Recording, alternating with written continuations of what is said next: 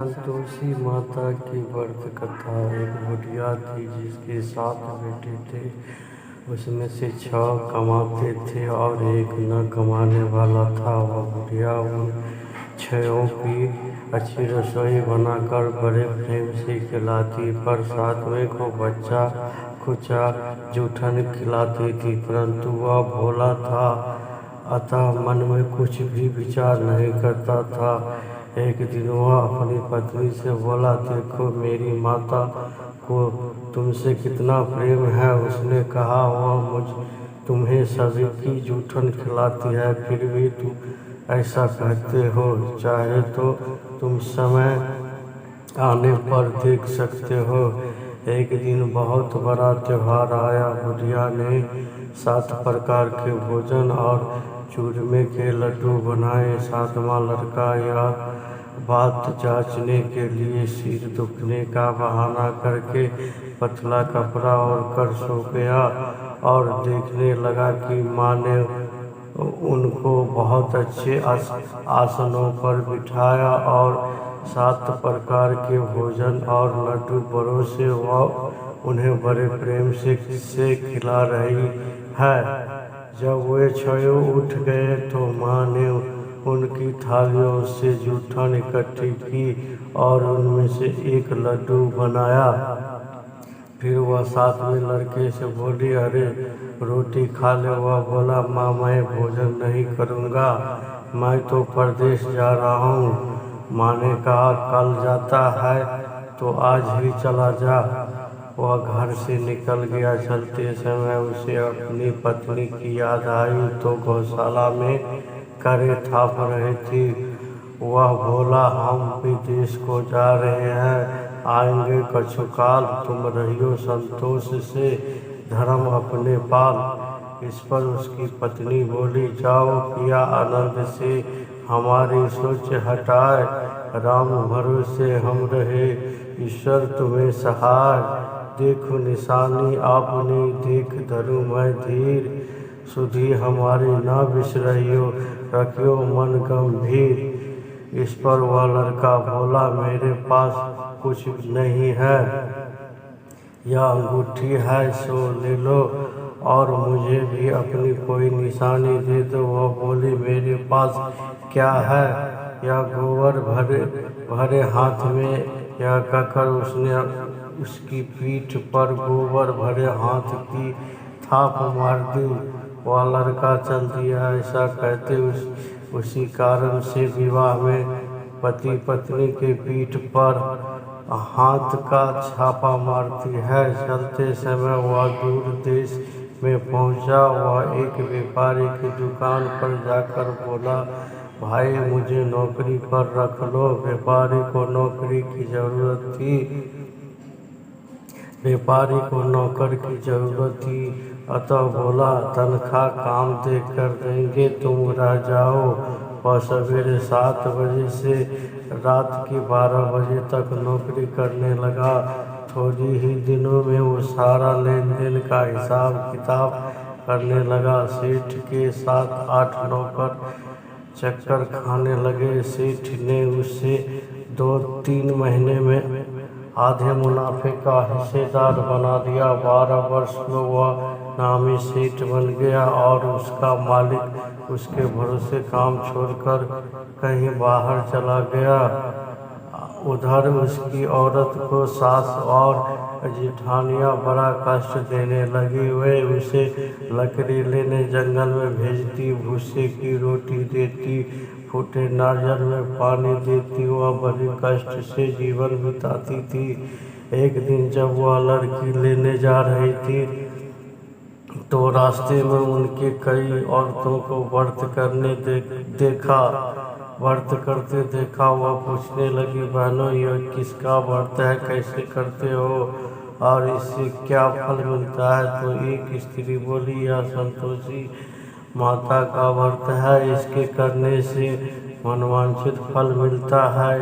इससे गरीबी मन की चिंताएं, राज के मुकदमे, कलह, रोग नष्ट होते हैं और संतान सुख से धन प्रसन्नता शांति मन प्रसन्न वर मिले वह बाहर गए हुए पति के दर्शन होते हैं। उसने इसे व्रत करने की विधि बता दी। उसने रास्ते में सारी लकड़ियां बेच दी, वह गुड़ और चना ले लिया। उसने व्रत करने की तैयारी की। उसने सामने एक मंदिर देखा तो पूछने लगी, यह मंदिर किसका है? वह कहने लगे यह संतोषी माता का मंदिर है। वह मंदिर में गई और माता के चरणों में लौटने लगी। वह दुखी होकर विनती करने लगी, माँ मैं अज्ञानी हूँ, मैं बहुत दुखी हूँ, मैं तुम्हारी शरण में हूँ, मेरा दुख दूर करो। माता को दया आ गई। एक शुक्रवार को उसके पति का पत्र आया और अगले शुक्रवार को पति का भेजा हुआ धन मिला।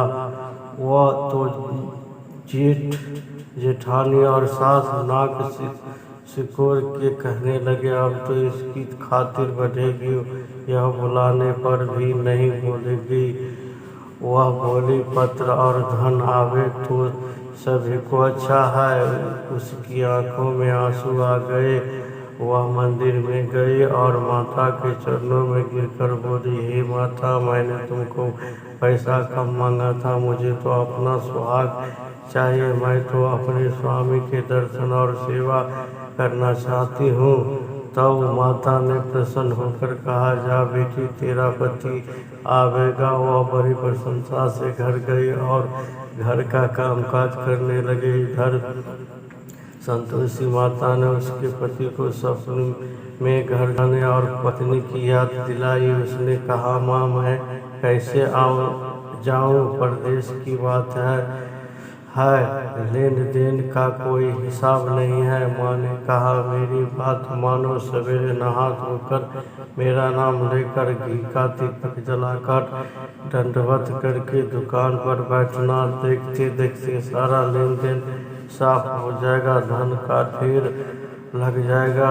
सवेरे उसने अपने सपने की बात सभी से कही तो सब दिल लगे उड़ाने लगी। वे कहने लगे कि कहीं सपने में भी सत्य होते हैं। पर एक बूढ़े ने कहा, भाई, जैसे माता ने कहा है वैसे करने से क्या डर है। उसने नहा धोकर माता को दंडवत करके घी का दीपक जलाया और दुकान पर बैठ गया। थोड़ी ही देर में सारा लेन देन साफ हो गया, सारा माल बिक गया और धन का ढेर लग गया। वह प्रसन्न हुआ और घर के लिए गहने और सामान वगैरह खरीदने लगा। वह जल्दी ही घर को रवाना हो गया। उधर बेचारी उसकी पत्नी रोज लकड़ियाँ लेने जाती और रोज संतोषी माता की सेवा करती। उसने माता से पूछा, हे माता, यह धूल कैसी उड़ रही है? माता ने कहा, तेरा पति आ रहा है, तू लकड़ियों के 3 बोझ बना ले, एक नदी के किनारे रख, एक यहाँ रख और तीसरा अपने सिर पर रख ले। तेरे पति के दिल में उस लकड़ी के गड्ढे को देखकर मोह पैदा होगा। जब वह यहाँ रुक कर नाश्ता पानी करके घर जाएगा तब तू लकड़ियाँ उठाकर घर जाना और चौक के बीच में गट्ठर डालकर जोर जोर से 3 आवाज़ें लगाना। सासू जी, लकड़ियाँ का गट्ठा लो, भूसे की रोटी दो और नारियल की खोपड़े में पानी दो, आज मेहमान कौन आया है। उसने माँ के चरण छुए और उसके कहे अनुसार सारा कार्य किया। और तीसरा गट्ठर लेकर घर गई और चौक में डालकर कहने लगी, सासू जी, लकड़ियों का गट्ठर लो, भूसे की रोटी दो, नारियल के खोपड़े में पानी दो, आज मेहमान कौन सा आया है, मेहमान कौन आया है। यह सुनकर सास बाहर आकर कपट भरे वचनों से उनके दिए हुए कष्टों को भुलाने के लिए कहने लगी, बेटी, तेरा पति आया है, आ मीठा भात और भोजन कर और गहने कपड़े पहन। अपनी माँ के बात ऐसे वचन सुनकर उसका पति बाहर आया और अपनी पत्नी को हाथ में अंगूठी देख कर व्याकुल हो उठा। उसने पूछा, यह कौन है? माँ ने कहा, यह तेरी बहू है। आज 12 वर्ष हो गए। यह दिन भर घूमती फिरती है और काम काज करती नहीं है। तुझे देखकर नखरे करती है। वह बोला, ठीक है, मैंने तुझे और इसे देख लिया है। अब मुझे दूसरे घर की चाबी दे दो, मैं उसमें रहूँगा। माँ ने कहा, ठीक है, तेरी जैसी मर्जी। और उसने चाबियों का गुच्छा पटक दिया। उसने अपना सामान तीसरी मंजिल के ऊपर के कमरे में रख दिया। एक ही दिन में वो राजा के समान ठाट बाट वाले बन गया। इतने में अगला शुक्रवार आया। बहू ने अपनी पति से कहा, मुझे संतोषी माता के व्रत का उद्यापन करना है। वह बोला, बहुत अच्छा, खुशी से कर लो। जल्दी ही उद्यापन की तैयारी करने लगे। उसने जेठ के लड़कों को जिमने के लिए कहा। उन्होंने मान लिया। पीछे से जेठानियों ने अपने बच्चों को सिखा दिया, तुम खटाई मांगना जिससे इसका उद्यापन पूरा न हो। लड़कों ने जिम कर खटाई मांगी। बहू कहने लगी, भाई, खटाई किसी को नहीं दी जाएगी, यह तो संतोषी माता का प्रसाद है। लड़के खड़े हो गए और बोले, पैसा लाओ। वह बोले, कुछ न समझ सकी उसका क्या भेद है। उसने पैसे दे दिए और वे इमली की खटाई मंगाकर खाने लगे। इस पर संतोषी माता ने उस पर रोस्ट किया। राजा के दूत उसके पति को पकड़ कर ले गए। वह बेचारी बहुत दुखी हुई और रोती हुई माता जी के मंदिर में गई और उनके चरणों में गिरकर कहने लगी, हे माता, ये क्या किया? हंसाकर अब तुम मुझे क्यों रुलाने लगी? माता बोली, पुत्री, मुझे दुख है कि तुमने अभी मान करके मेरा व्रत तोड़ा है और इतनी जल्दी सब बातें भुला दी। वह कहने लगी, माता, मेरा कोई अपराध नहीं, मुझे तो लड़कों ने भूल में डाल दिया। मैंने भूल से ही उन्हें पैसे दे दिया। माँ, मुझे क्षमा करो, मैं दोबारा तुम्हारा उद्यापन करूँगी।